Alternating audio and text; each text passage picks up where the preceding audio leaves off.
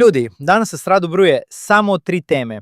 Porodična radost, estradna iskrenost i šokantna objava koja je zaludela mreže. Postao otac. Velika sreća u porodici Đogani. Adam je dobio sina Lava. Njegova sestra Luna podelila je emotivnu fotografiju gde drži bebu u naručju, a komentari fanova samo pljušte.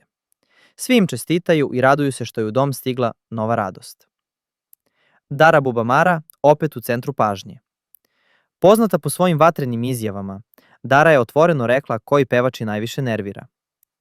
Njene reči su bile jasne. Njega kad vidim, ospice dobijem.